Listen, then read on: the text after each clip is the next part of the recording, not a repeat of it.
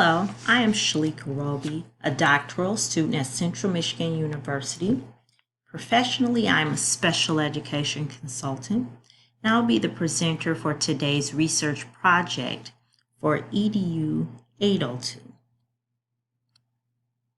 Efficient access to educational technology for the inclusion of students with disabilities, perceptions from special education teachers. The background for this particular research stems from educational technology being such a permanent fixture in our system and field of education. It's the study of ethical practice for facilitating learning and improving performance through creative means in using and managing appropriate technological processes and resources. There is a need for research that identifies theories that guide technology integration in special education teaching and learning.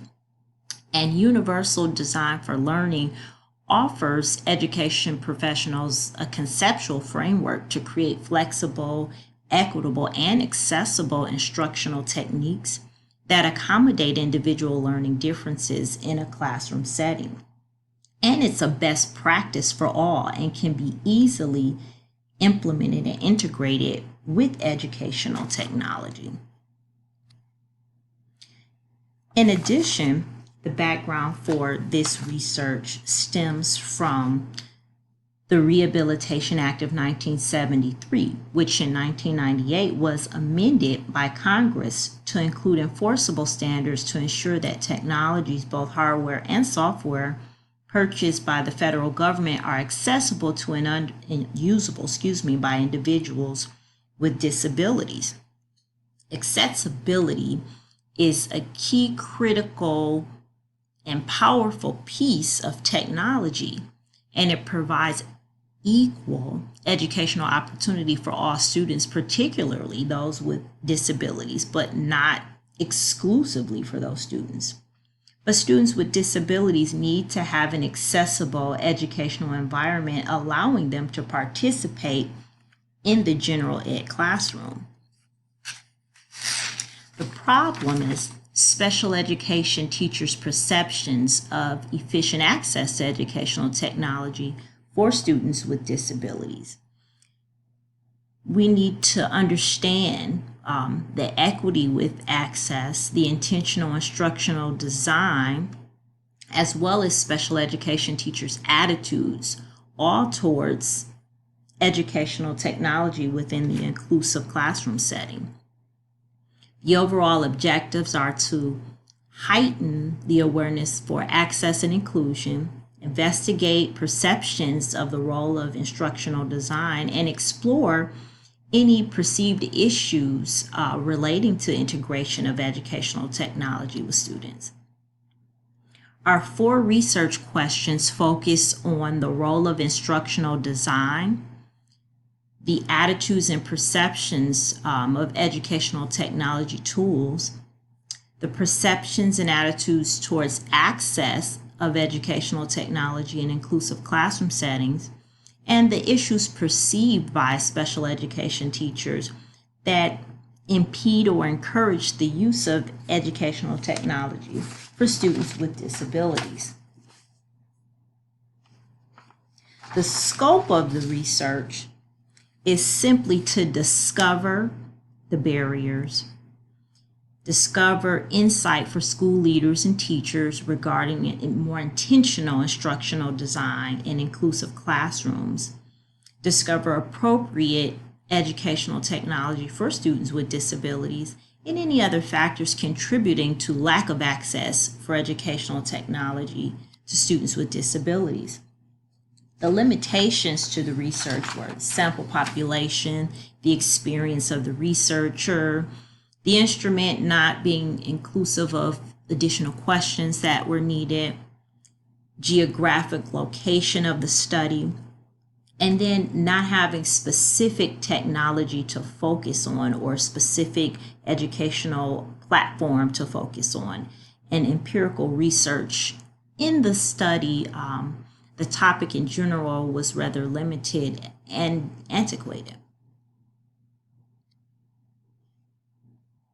There are three major themes within the literature review: accessibility, the perceptions of special education teachers in the role of instructional design, that all connected. And they were the connections made were research needed in those areas of access, instructional design, and perceptions of special education teachers. The evidence, deficiencies, and audience are all connected by the need for additional awareness and training on concepts of inclusion, access, and instructional design for the audience, being the educational leaders, decision makers, and teachers in general.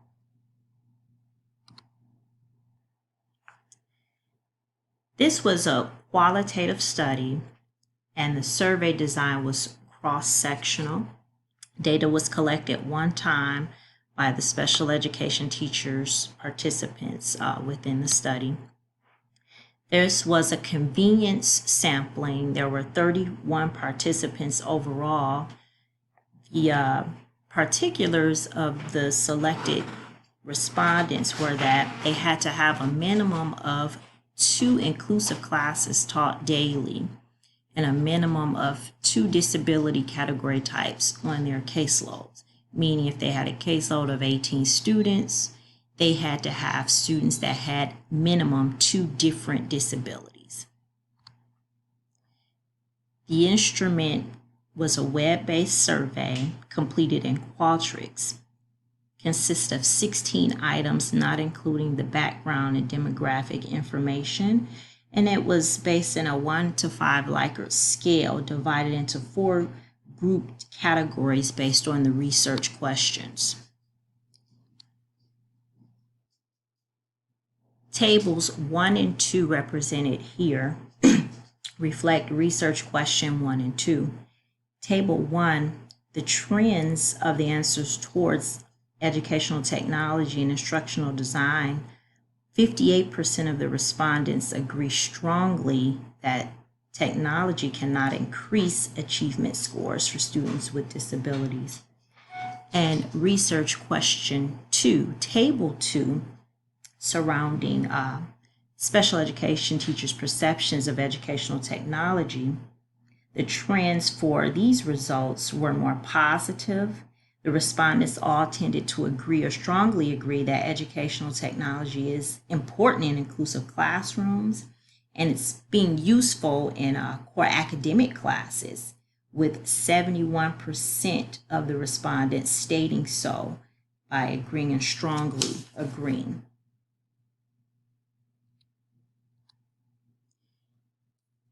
Table 3 and 4 are representative of the results for research questions 3 and 4. Research question 3 surrounds the perceptions of access to educational technology.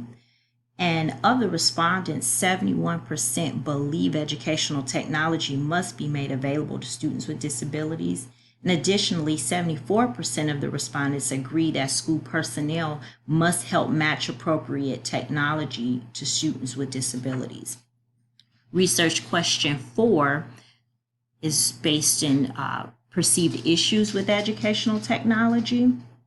And the results were 65% of the respondents agree or strongly agree that lack of training in educational technology is a barrier to student success. And 68% have negative perceptions regarding sufficient training on accommodations to support the use of educational technology. The scatter plots here represent research question 3.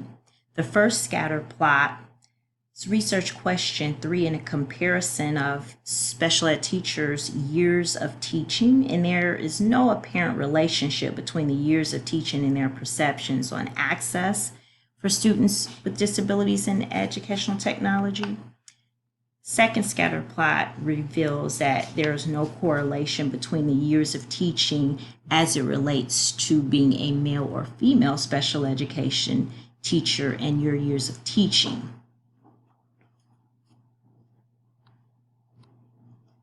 The bar graph represents perceptions from research question 4, which are perceived issues as it relates to special education teachers age 40 and under and 41 and up, male and female. Overall, the bar graph suggests male special education teachers 40 years and younger have fewer perceived issues with educational technology than female special education teachers in the same age group. The Pearson correlation is our next data display, and it generally represents and displays a strong positive correlation, indicating a linear relationship between the role of instructional design and educational technology. Special education teachers with more positive perceptions of the role of instructional design have increased positive perceptions of educational technology use in classrooms.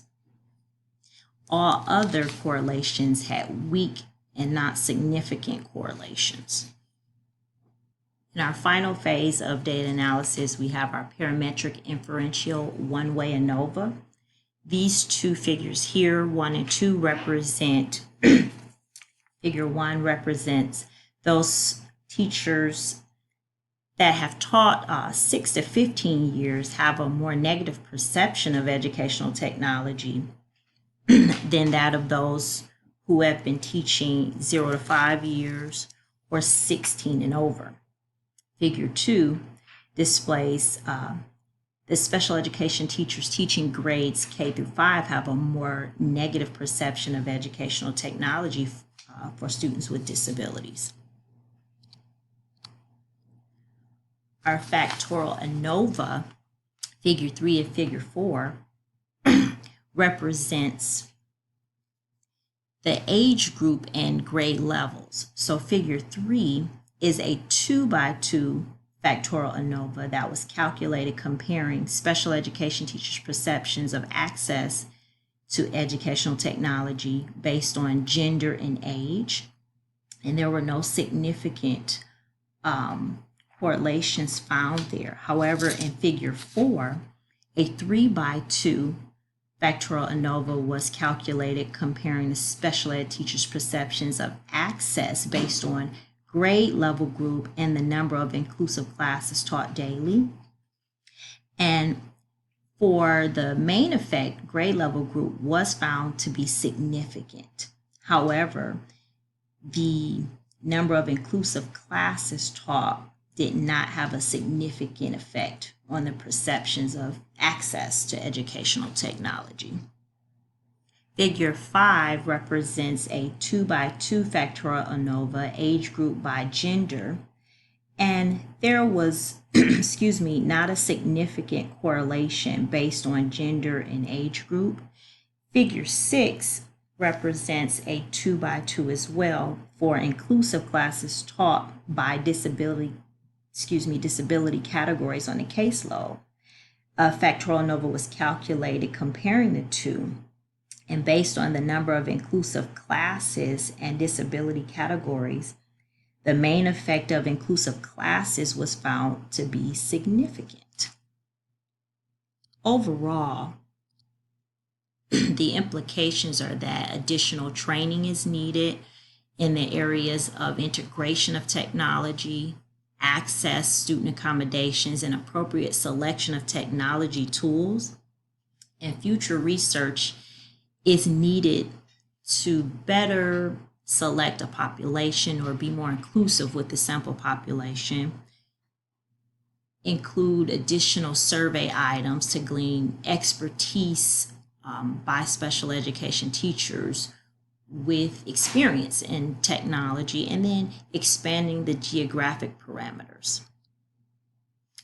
Thank you. If you have any questions, you can email me or Twitter me. Thank you, Dr. Ming, and all my learning buddies.